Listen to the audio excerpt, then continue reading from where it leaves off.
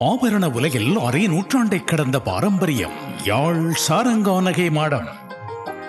மங்களம் பொங்கும் மாங்கல்யம் மற்றும் மங்கள நகைகள், வஞ்சியர் கரங்களில் கொஞ்சி விளையாடும் வளையல்கள், மோதிரங்கள், செயின் வகைகள் வேறெங்கும் காணவியலா சிங்கப்பூர் வடிவங்களில் யாழ் கஸ்தூரியார் வீதி இலக்கம் 187 கீழ் 1 சாரங்கா நகை மாடம். வெஸ்டர்ன் யூனியன், ரியா, மணிகிராம் மூலமாக வெளிநாடுகளில் இருந்து அனுப்பப்படும் பணத்தை இலகுவாக பெற்றுக்கொள்ளும் நாணய மாற்று சேவையும் உண்டு. வணக்கம். மற்றொரு இன்றைய பதிவினூடாக இணைந்திருக்கின்றோம்.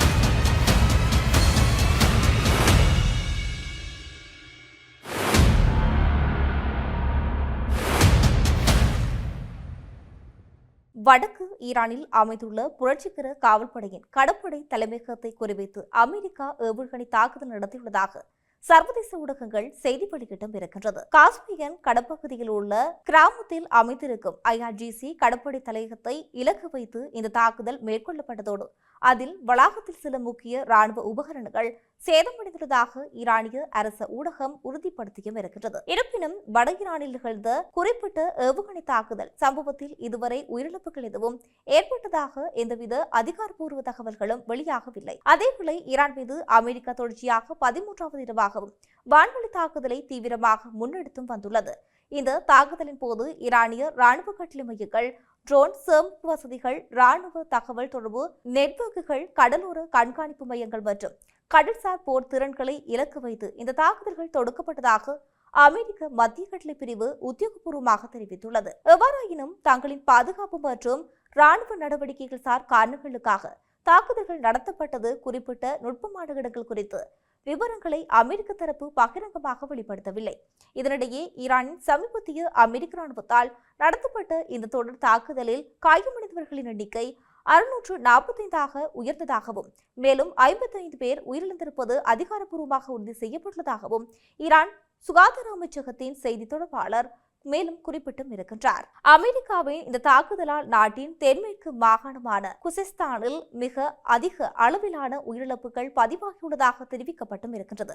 அதனைத் தொடர்ந்து தெற்கு மாகாணத்துக்கான ஹோர் மொஸ்கோன் மற்றும் சிஸ்தான் பலுசிஸ்தான் ஆகிய பகுதிகளிலும் கணிசமான பாதிப்புகளும் உயிரிழப்புகளும் பதிவாகியுள்ளதாக செய்தி தொடர்பாளர் மேலும் சுட்டிக்காட்டியுள்ளார். அத்துடன் இந்த 3 முக்கிய மாகாணங்களிலும் தான் பெரும்பாலான உயிரிழப்புகள் தொடர் பாதிப்புகளும் குவிந்துள்ளதாகவும் ஈரானிய சுகாதாரத்துறை அதிகாரி விவரித்துள்ளார்.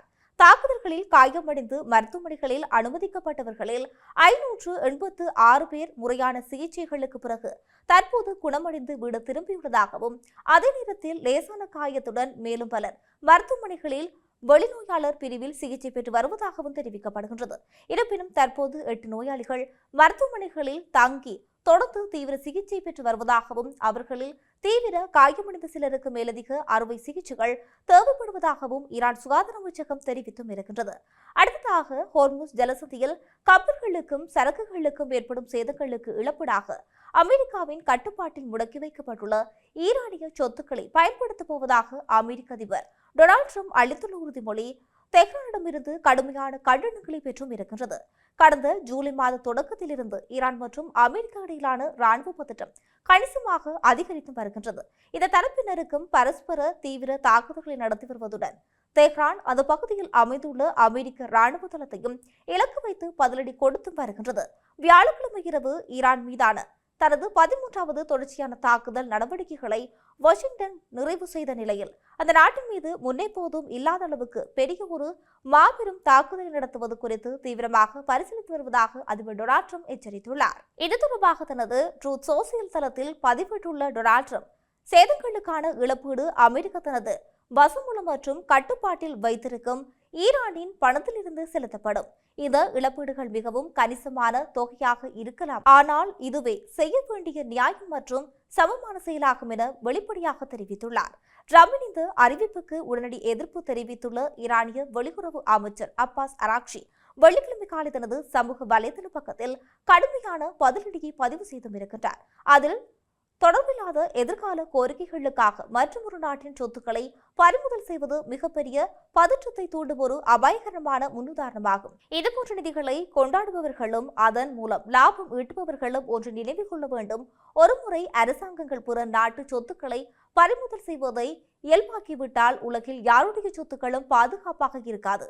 அதன் விளைவாக ஏற்படும் குழப்பம் இனிமையானதாகவோ அல்லது அமைதியானதாகவோ நிச்சயம் இருக்காது என தெஹ்ரானின் எச்சரிக்கை விடுக்கப்பட்டும் இருக்கின்றது. இரு நாடுகளும் இடையிலான போரை முடிவுக்கு கொண்டு வருவதற்கான ஒரு வழியாக கடந்த ஜூன் மாதம் தெஹ்ரானுடன் வாஷிங்டனும் இடையில் கையெழுத்திடப்பட்டு தற்போது முறிந்து போன புரிந்துணர்வு ஒப்பந்தத்தில் ஈரானின் முடக்கப்பட்ட சொத்துக்கள் குறித்து அந்த விவகாரம் இரு தரப்பினரும் தீவிர விவாதித்து வந்த ஒரு முக்கிய பிரச்சனையாக தற்பொழுது இருந்து வந்தது. 1979 தெஹ்ரானில் உள்ள அமெரிக்க தூதரகத்தில் அமெரிக்க குடிமக்கள் பழைய கைதிகளாக பிடிக்கப்பட்ட சம்பவத்தை தொடர்ந்து வாஷிங்டன் முதலில் ஈரானிய நிதிகளை முடக்கியது.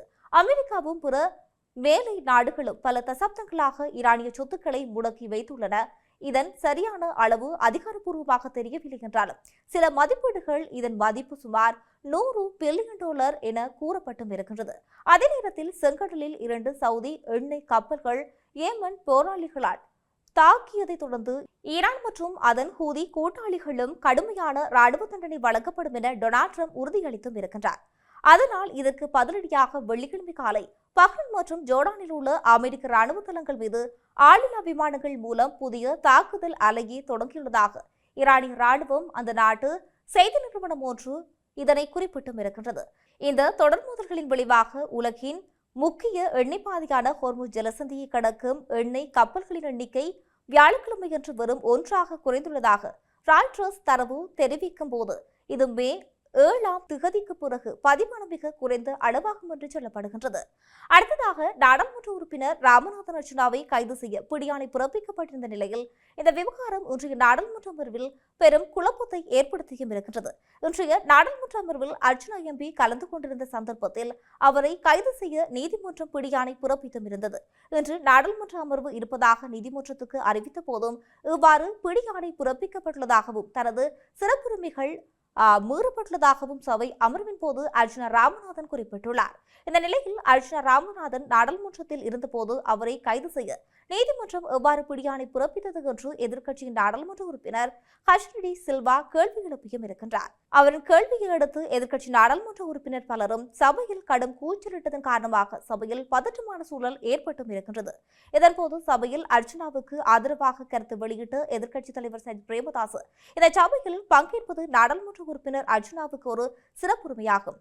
அவர் மக்களால் தேர்ந்தெடுக்கப்பட்ட ஒரு நாடாளுமன்ற உறுப்பினர். அவர் தனது கடமைகளை செய்வதிலிருந்து எந்த ஒரு நிறுவனமும் அவரை தடுக்க முடியாது. உறுப்பினரின் சிறப்புரிமைகளை மீறி நீங்கள் ஒரு தீர்ப்பை வழங்கக்கூடாது என்று சுட்டிக்காட்டியுள்ளனர். இந்த விடயங்களானது இவ்வாறு இருக்க மற்றும் ஒரு இன்றைய பதிவினூடாக இணைந்திருக்கலாம். வணக்கம்.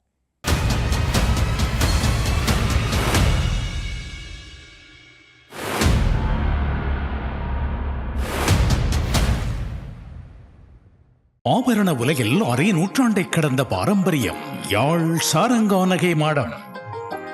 மங்களம் பொங்கும் மாங்கல்யம் மற்றும் மங்கள நகைகள், வஞ்சியர் கரங்களில் கொஞ்சி விளையாடும் வளையல்கள், மோதிரங்கள், செயின் வகைகள் வேறெங்கும் காணவியலா சிங்கப்பூர் வடிவங்களில் யாழ் கஸ்தூரியார் வீதி இலக்கம் 187 கீழ் 1 சாரங்கா நகை மாடம். வெஸ்டர்ன் யூனியன், ரியா, மணிகிராம் மூலமாக வெளிநாடுகளில் இருந்து அனுப்பப்படும் பணத்தை இலகுவாக பெற்றுக்கொள்ளும் நாணய மாற்றுச் சேவையும் உண்டு.